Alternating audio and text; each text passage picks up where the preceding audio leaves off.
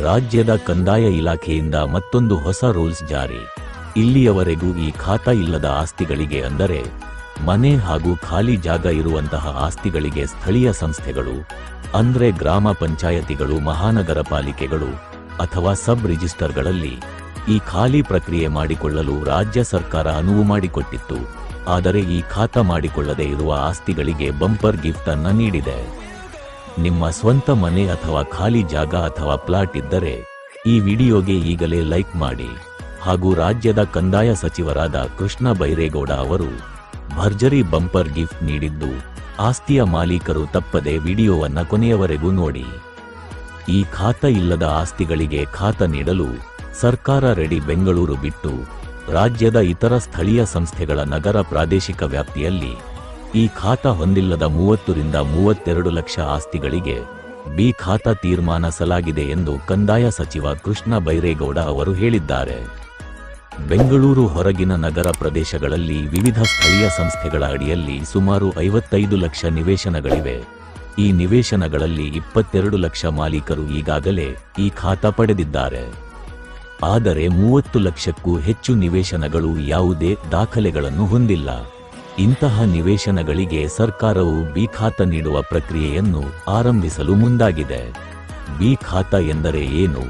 B ಖಾತಾ ಎಂಬುದು ನಗರ ಪ್ರದೇಶಗಳಲ್ಲಿ ಅನಧಿಕೃತ ಅಥವಾ ನಿಯಮಿತ ದಾಖಲೆಗಳಿಲ್ಲದ ಆಸ್ತಿಗಳ ಪಟ್ಟಿ. ಇದು ಮೂಲತಃ ಬೆಂಗಳೂರು ಮಹಾನಗರ ಪಾಲಿಕೆ ಪರಿಭಾಷೆಯಲ್ಲಿ ಬಳಸಲ್ಪಡುವ ಪದವಾಗಿದೆ.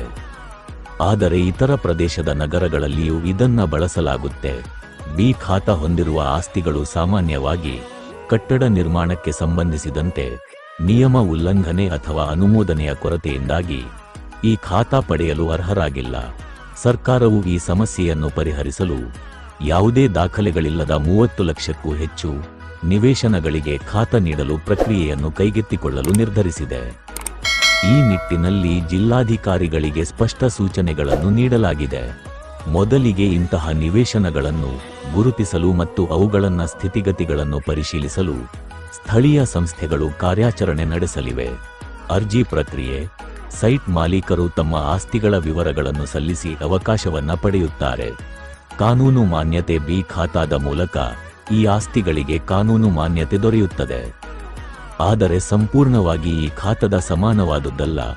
ಭವಿಷ್ಯದ ಯೋಜನೆಗಳು ಬಿ ಖಾತಾದ ಮೂಲಕ ಕಾನೂನುಬದ್ಧಗೊಳಿಸಿದ ನಂತರ ಈ ಆಸ್ತಿಗಳನ್ನ ಹಂತ ಹಂತವಾಗಿ ಈ ಖಾತಾದಲ್ಲಿ ಪರಿವರ್ತಿಸಲು ಸಾಧ್ಯವಾಗಬಹುದು. ಈ ಕ್ರಮದಿಂದ ಆಗುವ ಲಾಭಗಳು: ಆರ್ಥಿಕ ಲಾಭ: ಈ ಖಾತಾದ ಮೂಲಕ ಸರ್ಕಾರಕ್ಕೆ ತೆರಿಗೆ ಸಂಗ್ರಹಣೆ ಸುಲಭವಾಗುತ್ತೆ. ಕಾನೂನುಬದ್ಧತೆ: ಅನಧಿಕೃತ ನಿವೇಶನಗಳಿಗೆ ಕಾನೂನು ಮಾನ್ಯತೆ ದೊರೆತು ಸೈಟ್ ಮಾಲೀಕರಿಗೆ ಭಯ ಇಲ್ಲದೆ ತಮ್ಮ ಆಸ್ತಿ ಬಳಕೆ ಮಾಡಲು ಅವಕಾಶವಿದೆ.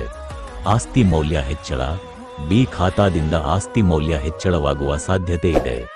ಅನಧಿಕೃತ ನಿರ್ಮಾಣ ತಡೆ: ಸರಿಯಾದ ದಾಖಲೆ ವ್ಯವಸ್ಥೆಯಿಂದ ಭವಿಷ್ಯದಲ್ಲಿ ಅನಧಿಕೃತ ನಿರ್ಮಾಣವನ್ನು ತಡೆಯಬಹುದು. ಅನಧಿಕೃತ ನಿರ್ಮಾಣಕ್ಕೆ ಉತ್ತೇಜನ: ಕೆಲವು ವೀಕ್ಷಕರ ಅಭಿಪ್ರಾಯದಲ್ಲಿ ಈ ಕ್ರಮವು ಅನಧಿಕೃತ ನಿರ್ಮಾಣಗಳಿಗೆ ಉತ್ತೇಜನ ನೀಡಬಹುದು ಎಂದು ಭಾವಿಸಲಾಗಿದೆ.